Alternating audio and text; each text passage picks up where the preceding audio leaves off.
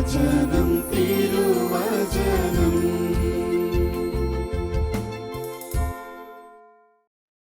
ഈശോയിൽ സ്നേഹം നിറഞ്ഞ ഷാലോൺ ടി വി പ്രേക്ഷകരെ, നമുക്കിന്ന് ഒരു തിരുവചനം ശ്രദ്ധിക്കാം. ഉൽപ്പത്തി പുസ്തകം 3-ാം അധ്യായം 9-ാം വാക്യം. ദൈവം ആദത്തോട് ചോദിച്ചു, ആദം, നീ എവിടെ? അതിന് ആദം നൽകുന്ന ഉത്തരം, ഞാൻ നഗ്നനായതുകൊണ്ട് ഭയന്ന് ഒളിച്ചു. അങ്ങെനിക്ക് കൂട്ടിന് തന്ന സ്ത്രീ എന്നെ പറ്റിച്ചു. മരത്തിൻ്റെ പഴം എനിക്ക് തന്നു. ഇവിടെ 4 തലങ്ങളിലുള്ള വെറുപ്പ് ആ ഉത്തരത്തിൽ പ്രകടമാണ്. ആദം, നീ എവിടെ?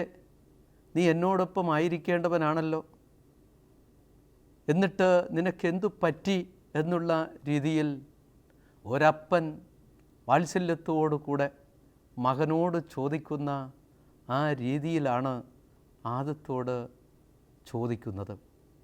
അതിന് അവനവിടെ 4 പിണക്കങ്ങൾ, 4 വെറുപ്പുകൾ, 4 അപ്രിയങ്ങളാണ് ഉത്തരങ്ങളായി പറയുന്നത്. ഞാൻ നഗ്നനാണ്.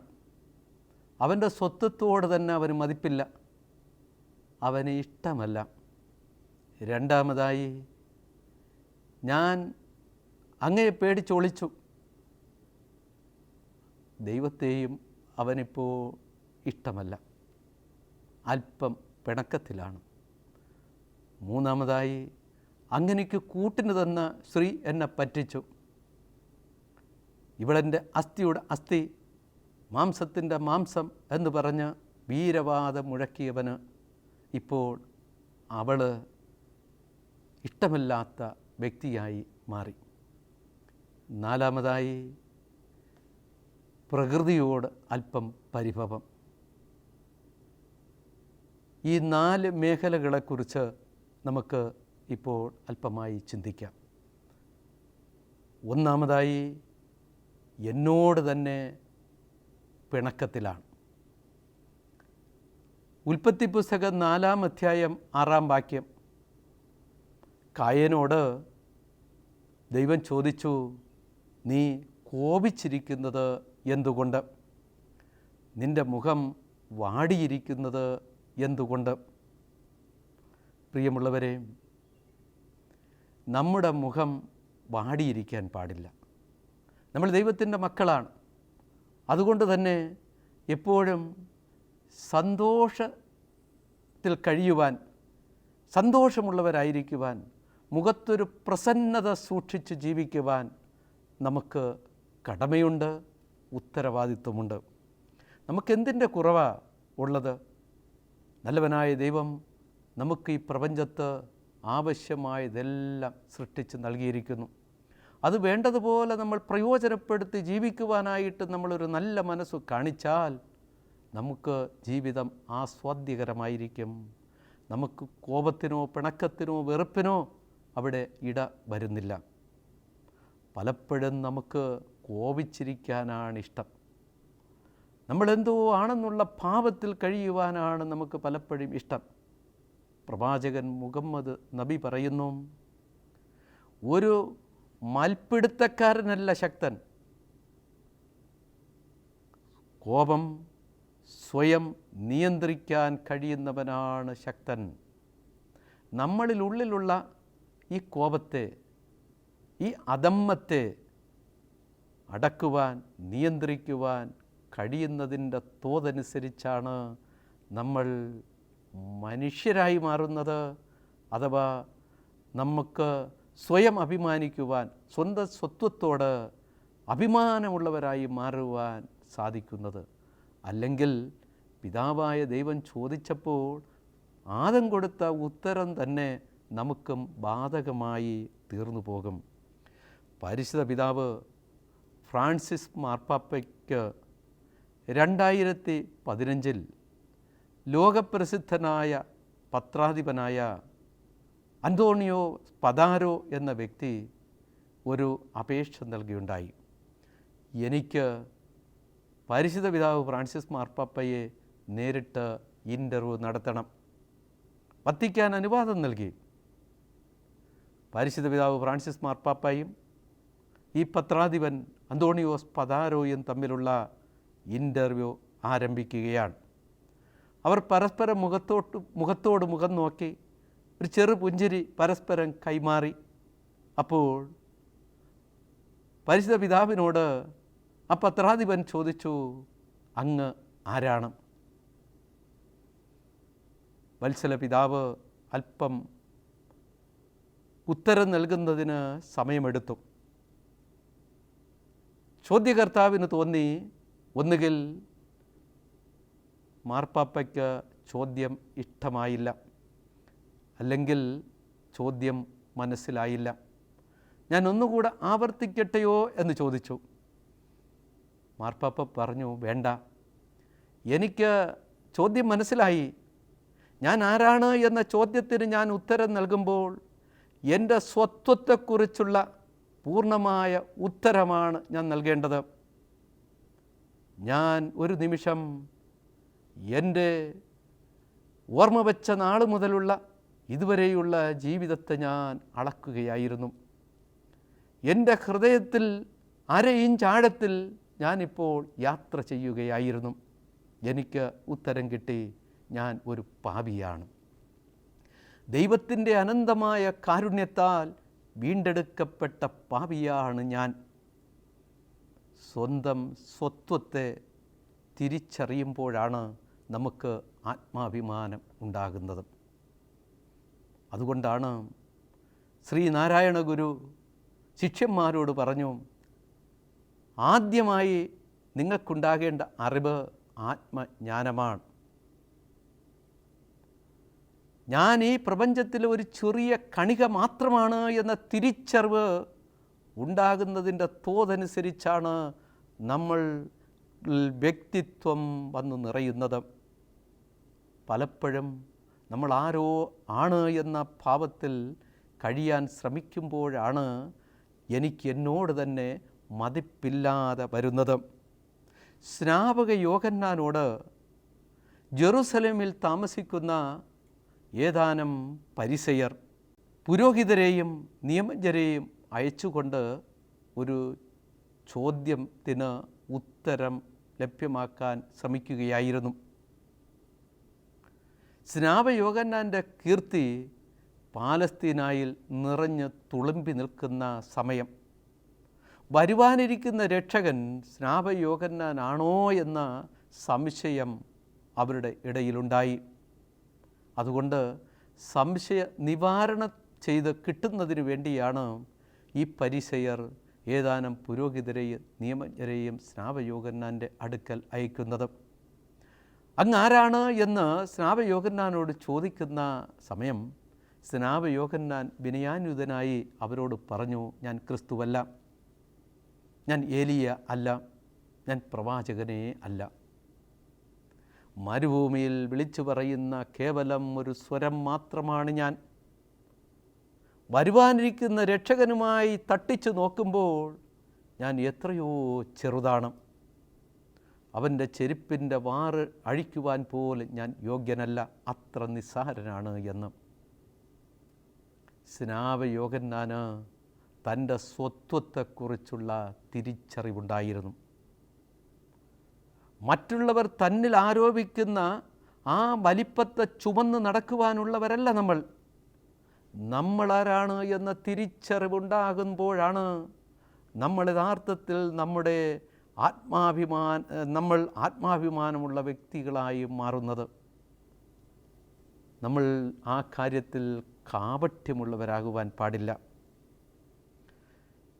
ഇവിടെ പൗലോസ് ശ്ലീഹ ഫിലിപ്പിയർക്കെഴുതിയ ലേഖനത്തിൽ പറയുന്നു, 4-ാം അധ്യായം 4-ാം വാക്യം, നിങ്ങളെപ്പോഴും നമ്മുടെ കർത്താവ് ഈശോ മിശിഹായിൽ സന്തോഷിക്കുവിൻ. ഞാൻ വീണ്ടും പറയുന്നു, നിങ്ങൾ സന്തോഷിക്കുവിൻ. ക്രൈസ്തവൻ്റെ അടയാളമാണ് സന്തോഷം. നമ്മുടെ മുഖലക്ഷണമാണ് മുഖത്തുള്ള പുഞ്ചിരി. ഏത് പ്രതികൂല സാഹചര്യത്തിലും തളരാതെ, വാടാതെ, തകർന്നു പോകാതെ മുഖത്ത് ഒരു പ്രസന്നത നിലനിർത്തിക്കൊണ്ട് ജീവിക്കുവാൻ അവകാശപ്പെട്ടവരാണ് ക്രൈസ്തവർ. അങ്ങനെ ഉള്ളവർക്ക് തന്നോട് തന്നെ മതിപ്പുണ്ട് എന്ന് നമുക്കും മറ്റുള്ളവർക്കും തോന്നാൻ സാധിക്കണം. പ്രിയമുള്ളവരെ, ഒന്നാമത്തെ അനുരഞ്ജനപ്പെടേണ്ട മേഖല ഞാൻ എന്നോട് തന്നെ. രണ്ടാമതായി നമ്മൾ അനുരഞ്ജനപ്പെടേണ്ടത് ദൈവത്തോട് അനുരഞ്ജനപ്പെടണം. ഇവിടെ ആദം ദൈവത്തെ കണ്ടിട്ട് ഭയന്ന് ഒളിക്കുകയാണ് ചെയ്യുന്നത്. ദൈവത്തോട് അനുരഞ്ജനപ്പെടുവാനൊരു മടി. മാർക്കോസ് എഴുതിയ സുവിശേഷം 14-ാം അധ്യായം 36-ാം വാക്യത്തിൽ അല്പം വേദനയോടുകൂടെ രേഖപ്പെടുത്തിയിരിക്കുന്ന ഒരു വാചകമുണ്ട്. പിതാവേ, കഴിയുമെങ്കിൽ ഈ പാനപാത്രം എന്നിൽ നിന്നും മാറ്റിത്തരണം, എന്നാൽ എൻ്റെ ഇഷ്ടമല്ല അങ്ങയുടെ തിരുവിഷ്ടം നിറവേറട്ടെ. അനുരഞ്ജനം. ഇവിടെ തകർന്ന് തരിപ്പണമാകാൻ സാധ്യതയുള്ള സാഹചര്യങ്ങളിൽ നമ്മളിൽ വന്ന് നിറയുമ്പോൾ നമ്മുടെ മുന്നിൽ നിൽക്കേണ്ട വലിയ മാതൃകയാണ് യേശുക്രിസ്തുവിൻ്റെ ഈ ഗെത്സമനി പ്രാർത്ഥന. യേശുക്രിസ്തുവിനെ സംബന്ധിച്ച് ഏറ്റവും വലിയ നിർണായകമായ സമയം, തൻ്റെ വത്സല പിതാവ് പോലും തന്നെ ഉപേക്ഷിച്ചോ എന്ന ഒരു ആകുലത, ആത്മീയമായ ഒരു സംഘർഷം ഉണ്ടാകുന്നു. ആ സമയത്തിലും പിതാവായ ദൈവവുമായി അനുരഞ്ജനപ്പെട്ടു പോകുവാൻ, ഒന്നായി മുമ്പോട്ട് പോകുവാൻ ഈശോയ്ക്ക് സാധിക്കുന്നു. ഇതേ മനോഭാവമായിരിക്കണം നമുക്ക് ഓരോരുത്തർക്കും ഉണ്ടാകേണ്ടത്. മാനുഷികമായി ചിന്തിക്കുമ്പോൾ ദൈവത്തോട് പിണങ്ങാനായിട്ട് ധാരാളം അവസരങ്ങൾ നമ്മുടെ ജീവിതത്തിലുണ്ടാകും. അപ്പോഴൊക്കെ നമ്മുടെ മുന്നിൽ തെളിഞ്ഞു നിൽക്കേണ്ടത് ഈ ഗെത്സമനി മാതൃകയാണ്. പുറപ്പാടിൻ്റെ പുസ്തകം 15-ാം അധ്യായം 22-23 വാക്യങ്ങൾ വായിക്കുമ്പോൾ മോശയുടെ നേതൃത്വത്തിൽ ഈജിപ്തിൽ നിന്ന് ഇസ്രായേൽക്കാർ കാനാൻ ദേശത്തെ ലക്ഷ്യമാക്കി നീങ്ങുമ്പോൾ ഷൂർ എന്ന് പറയുന്ന മരുഭൂമിയിലൂടെ 3 ദിവസം യാത്ര ചെയ്ത് മാറാ എന്ന് പറയുന്ന സ്ഥലത്തെത്തുന്നു. അവിടെ അവർ ഒരു കുളം കണ്ടെത്തുന്നു. ദാഹിച്ച് വരണ്ട, വിഷമിച്ച് കഷ്ടം പിടിച്ച ആ മനുഷ്യരെ സംബന്ധിച്ച് ഒരു ആശ്വാസത്തിൻ്റെ ഉറവിടമായി ആ കുളത്തെ കാണുന്നു.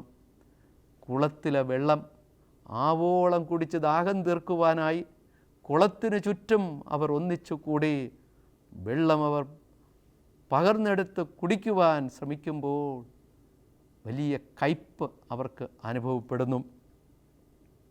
ആ സമയം തന്നെ അവർ മോശയ്ക്ക് നേരെ പൊട്ടിത്തെറിക്കുകയും മോശയുടെ നേതൃത്വത്തെ ചോദ്യം ചെയ്യുകയും മോശയുടെ ദൈവത്തെ അവർ വെല്ലുവിളിക്കുകയും അവർ വളരെയേറെ സംഘർഷഭരിതമായി മാറുകയും ചെയ്യുന്നു. ആ സമയം മോശ ദൈവത്തിൽ വളരെയേറെ തന്നെ സമർപ്പിച്ചുകൊണ്ടുള്ള ഒരു പ്രാർത്ഥന അദ്ദേഹം നടത്തുന്നു. ഈ പ്രതിസന്ധി തരണം ചെയ്യുവാൻ അവർക്ക് ആവശ്യമായ ജലം നൽകി ദാഹം മാറ്റാൻ എനിക്ക് കൃപ തരണം. ഹൃദയംഗമായ പ്രാർത്ഥന, ദൈവത്തോട് വളരെയേറെ അനുരഞ്ജനാത്മകമായ ഒരു പ്രാർത്ഥന. ആ സമയം മോശയോട് ദൈവം പറഞ്ഞു, ആ വടി എടുത്ത് ആ കുളത്തിലേക്ക് ഇടുക. ആ വെള്ളത്തിൽ മോശ വടിയെടുത്തിടുന്ന നിമിഷം തന്നെ മനോഹരമായ ഒരു നല്ല കുടിക്കുവാൻ പാകത്തിനുള്ള വെള്ളമായി ആ കുളത്തിലെ വെള്ളം മാറുകയാണ്.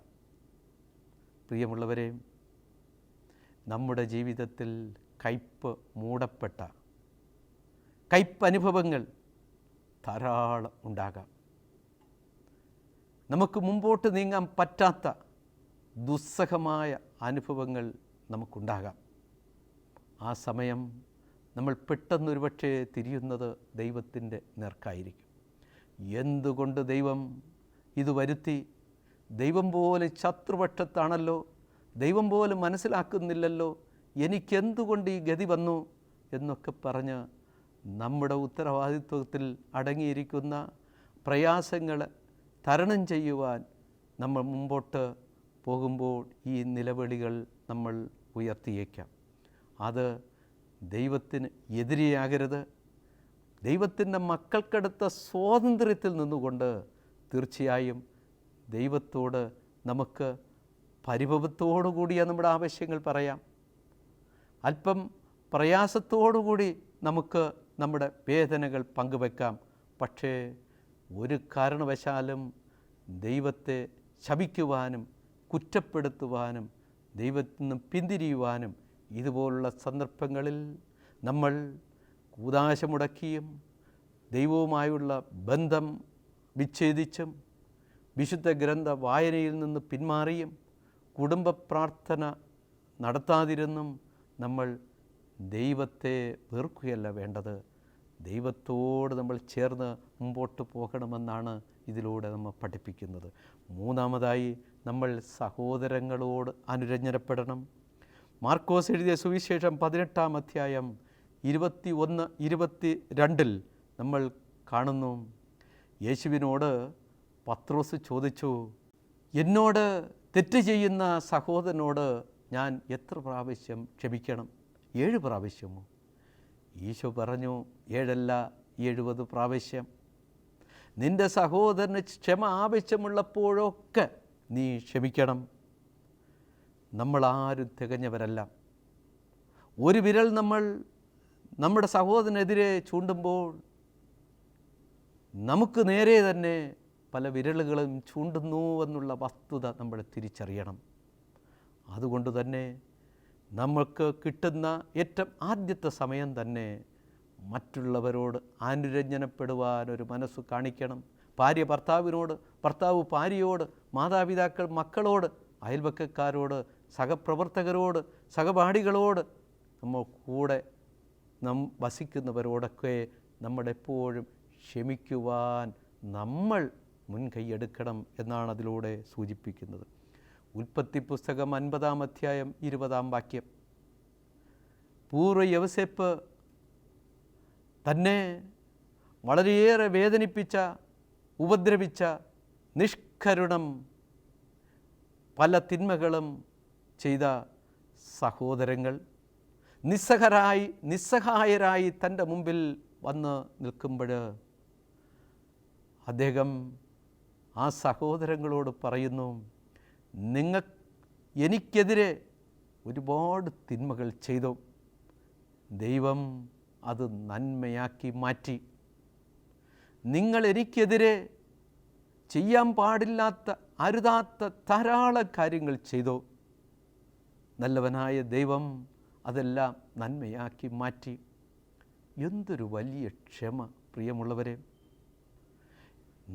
നമ്മെ ഉപദ്രവിച്ച, നമ്മെ കരയിപ്പിച്ച, വിഷമിപ്പിച്ച ഒരു വ്യക്തി നിസ്സഹായനായി തോറ്റ് വളരെയേറെ വിഷമിച്ച് നമ്മുടെ മുമ്പിൽ നിൽക്കുമ്പോൾ ഇതുതന്നെ സന്ദർഭം പകരം വീട്ടാൻ, അവനെ ചോദ്യം ചെയ്യാൻ, അവനോട് തൻ്റെ പൂർവ്വ വിഷമം തീർക്കാൻ പറ്റിയ സമയം എന്നല്ല കാണേണ്ടത്.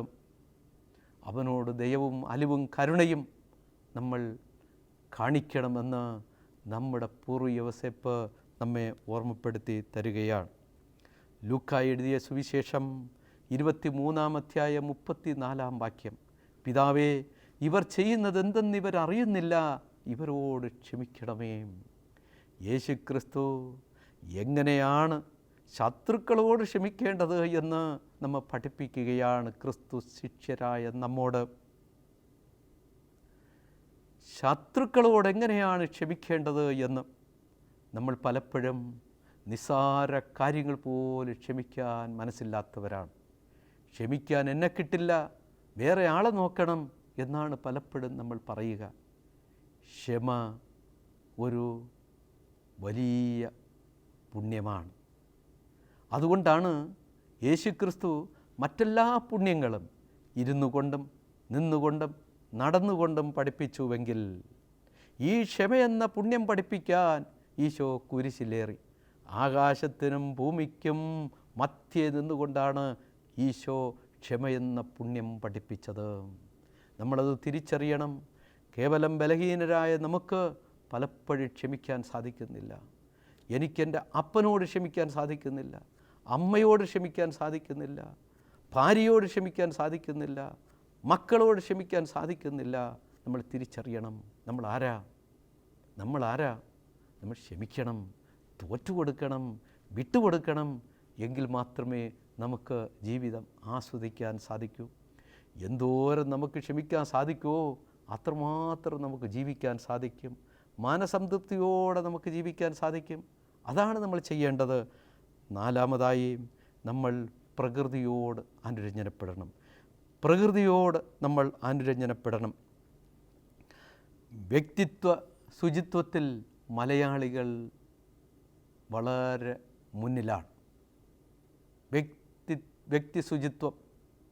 അതേസമയം പരിസ്ഥിതി ശുചിത്വത്തിൽ ഏറെ പിന്നിലാണ്.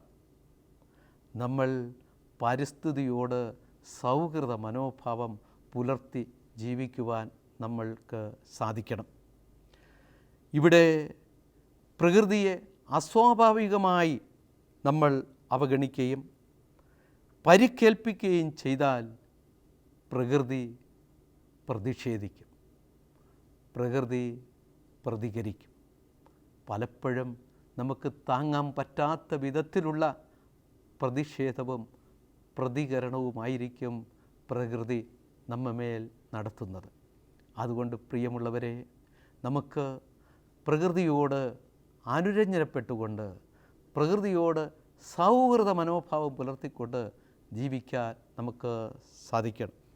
പരിശുദ്ധ പിതാവ് ഫ്രാൻസിസ് മാർപ്പാപ്പയുടെ ലോകപ്രസിദ്ധമായ പരിസ്ഥിതി സംരക്ഷണത്തെക്കുറിച്ചുള്ള ചാക്രിക ലേഖനമായ ദൈവമേ അങ്ങേക്ക് സ്തുതി എന്ന പുസ്തകത്തിൽ 2-ാം അധ്യായം 70-ാം ഖണ്ഡികയിൽ പറയുന്നു, മനുഷ്യബന്ധം തെറ്റുമ്പോൾ പ്രകൃതിയിൽ പ്രതിഷേധത്തിൻ്റെ പ്രകടനങ്ങൾ ഉണ്ടാകും. ഉദാഹരണമായി അതിൽ കാണുന്നത് ഉൽപ്പത്തി പുസ്തകം 4-ാം അധ്യായം 9-ാം വാക്യത്തിൽ ദൈവം കായനോട് ചോദിച്ചു, നിൻ്റെ സഹോദരൻ ആബേൽ എവിടെ? കായൻ പറഞ്ഞു, ഞാൻ എൻ്റെ സഹോദരൻ്റെ സംരക്ഷകനാണോ? അല്ലല്ലോ, അവന് സ്വാതന്ത്ര്യമുണ്ടല്ലോ, അവൻ ഒരു സ്വതന്ത്ര ജീവിയല്ലേ, അവനെ ഞാൻ എന്തിനടിമയാക്കി വെക്കണം? അതുകൊണ്ട് അവനോട് തന്നെ നിങ്ങൾ അവൻ്റെ കാര്യം ചോദിച്ചു കൊള്ളുക. ദൈവം പറഞ്ഞു, അവൻ്റെ രക്തം വീണ മണ്ണ് കരഞ്ഞുകൊണ്ട് ആ വിവരം എന്നെ അറിയിച്ചു. പ്രകൃതിക്ക് കാപട്യമില്ല, അഭിനയിക്കാൻ വശമില്ല. പ്രിയമുള്ളവരെ, നമ്മൾ പ്രകൃതിയിൽ നിന്ന് ചില കാര്യങ്ങൾ പഠിക്കണം. ധാരാളം രഹസ്യാത്മകതകളുടെ ഒരു കലവറയാണ് ഈ പ്രകൃതി. ബോധവും ബുദ്ധിയുമുള്ള, വിവേകവും പരിജ്ഞാനവുമുള്ള മനുഷ്യരെ ലജ്ജിപ്പിക്കാൻ പോരുന്ന തരത്തിൽ പലപ്പോഴും പ്രകൃതിക്ക് ഉണരാൻ സാധിക്കും. അതുകൊണ്ട് നമ്മൾ പ്രകൃതിയോടും അനുരഞ്ജനപ്പെടണം. ഞാനിവിടെ അവസാനിപ്പിക്കുകയാണ്. നമ്മൾ 4 തലങ്ങളിൽ അനുരഞ്ജനപ്പെടണം. ഒന്നാമതായി ഞാൻ എന്നോട് അനുരഞ്ജനപ്പെടണം, രണ്ടാമതായി ദൈവത്തോട് അനുരഞ്ജനപ്പെടണം, മൂന്നാമതായി സഹോദരോട് അനുരഞ്ജനപ്പെടണം, നാലാമതായി പ്രകൃതിയോട് അനുരഞ്ജനപ്പെടണം. നമ്മൾ മനുഷ്യരാണ്, ഈ പ്രപഞ്ചത്തിലെ ഒരു സൃഷ്ടിയാണ് എന്ന ബോധം നമുക്കുണ്ടാകുമ്പോൾ നമുക്ക് എല്ലാവരോടും അനുരഞ്ജനപ്പെട്ട് ജീവിക്കുവാനായിട്ട് സാധിക്കും. അതിനുള്ള കൃപയ്ക്കായി നമുക്ക് ദൈവത്തോട് പ്രാർത്ഥിക്കാം. ദൈവം നമ്മെ അനുഗ്രഹിക്കട്ടെ.